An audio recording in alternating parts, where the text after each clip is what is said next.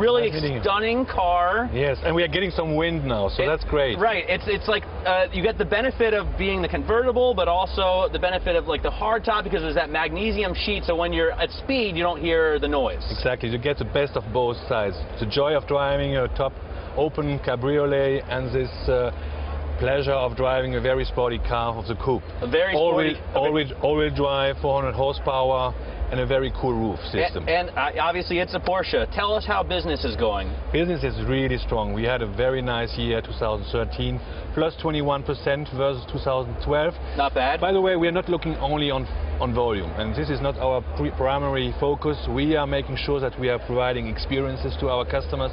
We want fun, we want serious and sustainable business, and so far we are happy. And profit, of course. I always talk about Porsche as the most profitable car maker in the world. Yeah, it sounds weird, but I mean it's important for our guys, for our dealers, to invest in people, to invest in new facilities, and to make nice cars for the company. So this harkens back to the past, but the 65. range that you're offering is getting broader and broader. It started with the Cayenne, then the Panamera, and now you've got the Macan. Talk to us about that market. This what originally Porsche purists were angry about, now they've all bought one as a second car. I tell you, we launched 21 new models and derivatives in 2000. 21 cars. Imagine this for a small company like Porsche. Latest generation of the 911, we had now the top 911, the Turbo S and the GT3 coming up. Will be launching in April, March. And we had in Los Angeles our latest baby, the Macan. Remember 2003? Everybody was saying, Cayenne, that's not a Porsche. No way, it's never going to sell. I think we prove the opposite. A lot of people now are driving a Cayenne and eventually driving a 911 later. The Macan, drive it soon here in April. And I remember one guy when we launched this car in Los Angeles telling me, you know what, I just drove the car and for me it's not a small Cayenne, it's a bigger 911. That's the best compliment we could do. This is the sportiest car in the new segment, fastest growing segment. Do you get people starting with those cars, so starting with a Macan or a Cayenne and then moving up to a 911?